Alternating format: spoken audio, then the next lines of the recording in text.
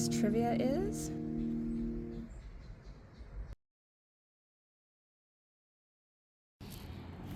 Okay, folks, so I am really stoked about this delivery. Alright, let's open this baby. I don't do well in hot climates. I'm a cool season flower. If I'm uncomfortable, very likely my sweet peas and my ranunculus are uncomfortable. Where's your ball? Where'd you put your ball? Go get it. Thank you.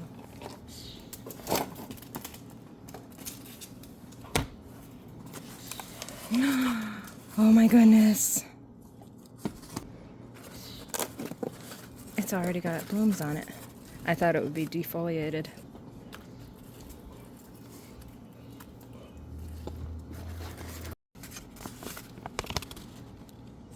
These are the ones that are going to go in my front yard.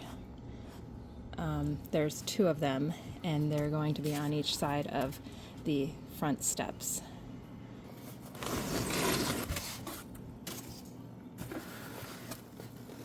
These are really packaged very well. I would not expect any less from Austin Roses.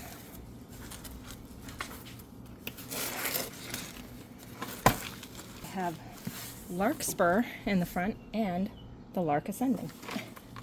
An homage to larks. Wow. Well, these look very healthy and happy. Honestly, these are the perfect size to order because they're small enough that they can easily be transplanted into your yard and delivered and hidden. I couldn't believe that 2 plants could fit in this box, and this was, we know our FedEx guy, he's great. So that's that one. Lark Ascending. I'm probably going to trim off this rose so it sends more energy into the roots in this one and give them a better chance of getting established. I am so looking forward to updating the landscape in the front because right now it's just a walkway and the steps, and I put potted plants on the steps, but I'd love to landscape around. I have an Annabelle hydrangea that I want to put that will grow, and that will be beautiful to see. This will be in front of that, and then I'll mulch around. I'm very excited about this. Stay tuned for updates on how they look. So I'm just waiting for shade to work on this walkway. What I'm going to do is dig up this side, create an edge and a border, and this side, and we're going to have mulch there and stuff, but I'm going to have dahlias on either side, and then I already have gladiolas. I'm surprised they actually are coming up, but because I didn't think they were, but there are some sprouts there. And so I'm going to dodge those. I have some lilies here, and I do already have some heartnest dahlias.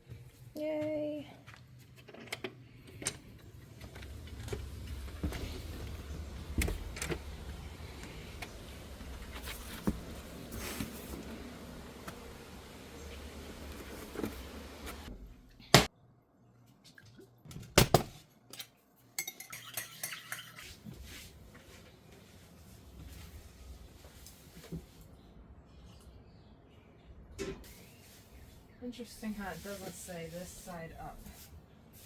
I wonder if it says that on the bottom. Nope. I might be turning it upside down. Okay, one critique. A label on the box that says this side up.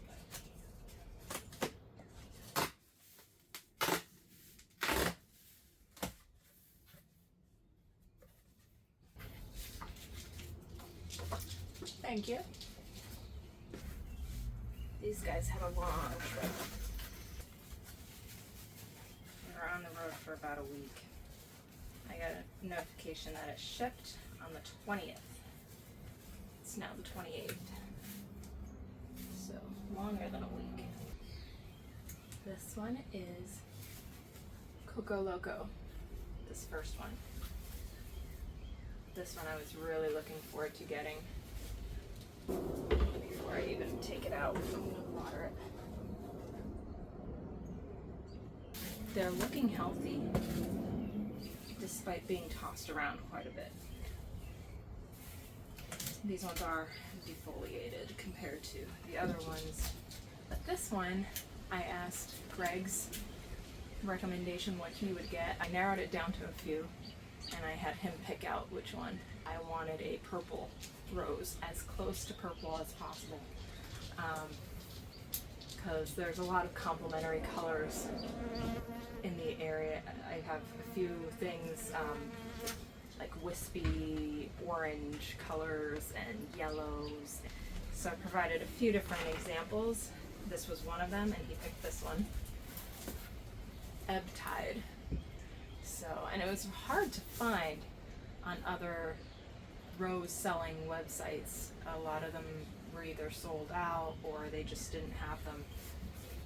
I'm so glad I found this because I had my eye on this one for a while too. And Koko Loko is similar as far as getting purple blooms, but Koko Loko is a sort of a color changer. It changes color as it ages and in different lighting and things like that, depending how much sunlight it gets. Same thing with this one. It could be, in some pictures I did see, it was more like a magenta color. So there is no pot in here. It's a compostable container.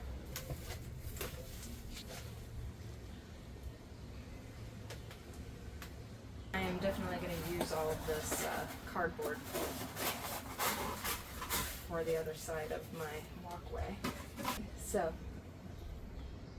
both of these ones are going to go in the backyard.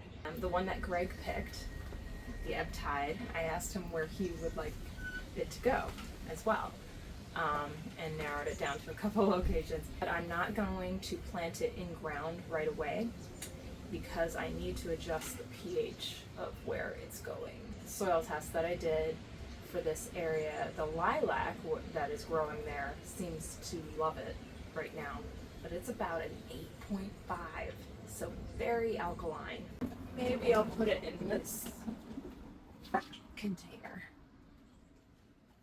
And then this one's gonna go on the other side of the backyard. And I'll show you where both of these are gonna go. By the way, see if you could get today's trivia question. So I need to make a trip to the garden center to get some more compost that I'm gonna mix with my kitchen compost. Yeah, so I keep talking about the kitchen composter that I have. The next video that will be coming up will be a full in-depth dive into my kitchen composter from Reencle. Some interesting options as far as purchasing, or you can rent, not rent to own, but you can rent a composter through Reencle, which is, I find, actually a pretty good deal. If you're moving, or if you're in an urban landscape and you don't know how long you're going to have it, it's a great option that I've not seen elsewhere. But anyway, more to come on that. That's going to be the next video that goes up. But yeah, all of this stock all of the stock that is on my property was grown from soil blocks. Let's focus. And they're doing great on my porch, but also in the backyard. The first blooms I ever got this season, this is one of them. And stock, if you've never grown it before, is beautiful in bouquets. This is Cherry Blossom Cat's variety. And it is just, it smells delicious. I don't know how to describe it. Kind of, some roses have a similar smell. And I have it sentimentally in a vase with this year's first. Let me see if I can brighten this up. No, that doesn't help much, but it's a little dark on the porch here for the camera. But I call this Aaron's Iris, our friend Aaron. And our friend Kristen, their property came with some peach colored irises. I'll show some footage of it in the landscape. And this was the first bloom, and it multiplied tremendously this year. Our dear friend Aaron passed last year. And last year it came into bloom on his birthday. So we love you, man. So I call it Aaron's Iris because I don't know what variety it actually is. But it just looks so beautiful with the columbine and the stalk. And yeah, so my first ever flower grown from soil blocks this season and grown from our kitchen compost, along with our very special bearded iris.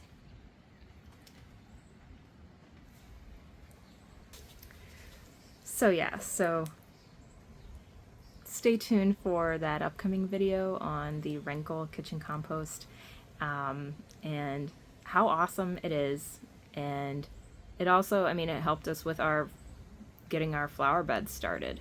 Basically on our porch, everything that's growing in our flower bed, which I'll show some footage of, got kick-started early in January. Anyway, stay tuned for that more detailed review. Right now, let's get back to the roses. All right, so this is one of the spots that Greg picked out. Our bird bath, which I relocated over there, was located right here. So I have to prep the space first. And it's right in front of our lilac, which is now finally doing great. Sleep, creep, leap. So this might be almost going into the leap year. And this is where Aaron's Iris is. I cut off the first bloom and it's in my bouquet, my vase on the porch. But it's doubled in size this year. So, and I stopped feeding the birds for the summer, for the growing season, because they have plenty of things they can find. And that probably also helped the lilac, not having all the debris around. I'm trying to revive this area. But, so yeah, so the soil pH needs to be adjusted before I plant it here. I also already yesterday put some wool pellets down that will increase the nitrogen. There was this area when we soil tested it was depleted of nitrogen. So, and you could see that also in some of our blackberries this year have some chlorosis, so they need fertilizer. But another reason why I'm not going to immerse this in the soil just yet, get the soil right, and then we'll pot it up and we'll put it in the ground. So this is where the ebb tide will be, and hopefully everything will bloom around the same time. I have some in the back there. I have some native wildflowers seedlings coming up. So these will be pretty when I'm doing basically nothing back here and survival of the fittest. So those will come up a lot of times. We have sunflowers that just come up back here. So, and I'm gonna move that bird feeder. And this other corner, the soil actually is prepped and ready to go to have an heirloom rose planted in the ground. So that's where my Koko Loko is going to go. It's directly in front of a peony that I just planted this year as well. I forget what the name of these are. I'm going to thin these out a little bit more so they're not taken over, but they have really pretty orange flowers later in the summer, or in summer. We're not even technically in summer yet. It's just the end of May.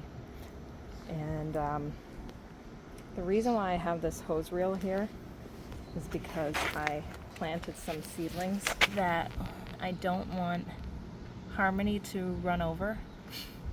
I have this kind of guarded off. That's the old, I gotta move that. That's the old hibiscus root ball that I dug out because sadly it died. That's what was growing right here. And I think these guys took over, but also there were a lot of other weeds here that kind of took over. So, but it was there for several years, so it probably was due to be replaced. But yeah, so imagine in this corner. Also, this is new. This is a strawberry hydrangea tree that I got from Fast Growing Trees. It also had a few leaves on it, but it immediately lost those leaves when I unboxed it, and now it's doing great. And that I'm also keeping in a container in the meantime because the soil pH is just way too alkaline here. So for at least the time being, until I can get the soil pH down, or maybe it'll be loving that container for a few years. But anyway, so that's going to be moved, and imagine a Koko Loko rose growing in this corner, which gets full sun pretty much all day. Same thing with the other location.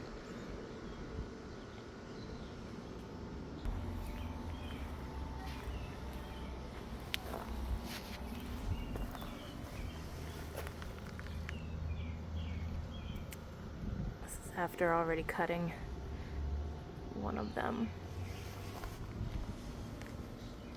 These are the apricots. The other two colors that I grew, purple and yellow, did not make it when I transplanted them out here. I think possibly the different varieties harden off at different stages. So these two, which is really interesting to me because the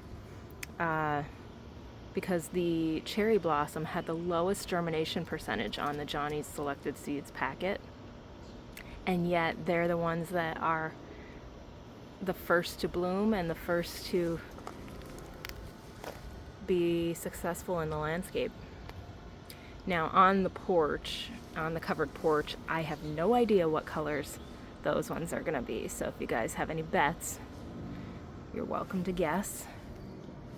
But as a precursor, I know that these ones are apricot. So we can get some tips here, some hints here. The buds, when they are just forming, look yellow. And now I'm seeing that, oh, okay, as they start to form, that's when you start to see the orange come through. Hello, little jumping spider. Hello. So yeah, they look like they're going to be yellow, but I know that these are apricot. The yellow were here, and the purple were over there. So, but hey, when things don't make it in the landscape, then it gives you more space to plant other things, like boom boom white dahlias, or dahlias. It's another debate going on in my family. How do you pronounce that? Ooh, we have a bud. We have a sprout. Isabel. Sweet Suzanne. These are to keep out a stray cat that likes this border for some reason. The varieties that I've planted here are Karma Lagoon, Lilac Thyme, Cafe au Lait, and Thomas Edison. My sweet peas. If you've seen the previous videos, this is their update. This is a clematis that I thought died, and somehow it survived. So I named it Palpatine. Somehow Palpatine returned. Survivor.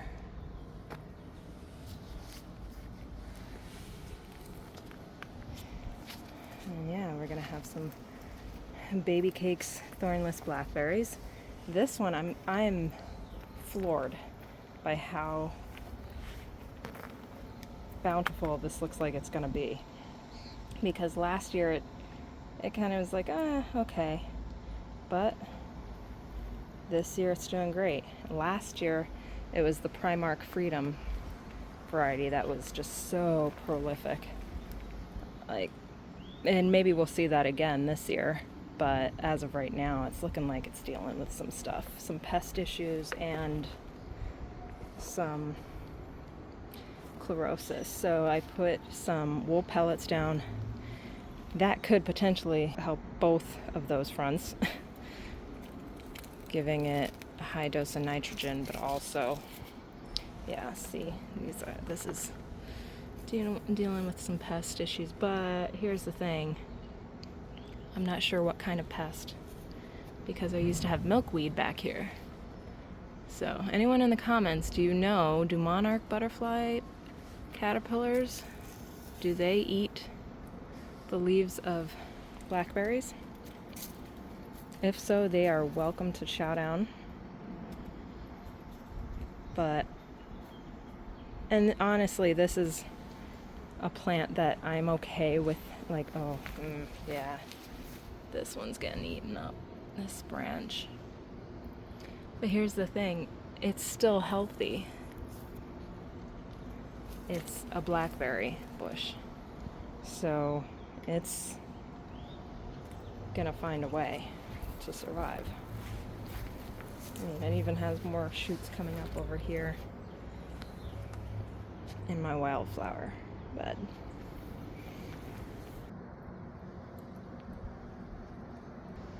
So that's all for today's video. Thank you for joining me. I'm going to get these guys potted up and in the landscape, and stay tuned for updates on everything. But on the front walkway, I'm gonna put some dahlia tubers in the walkway once that's ready to go, and the soil's all prepped for that too. And like, subscribe, stay in touch, follow the channel if you're interested in this kind of stuff, and provide some comments, let me know what your thoughts are, and if you have any guesses for what colors the stock will be on the front porch.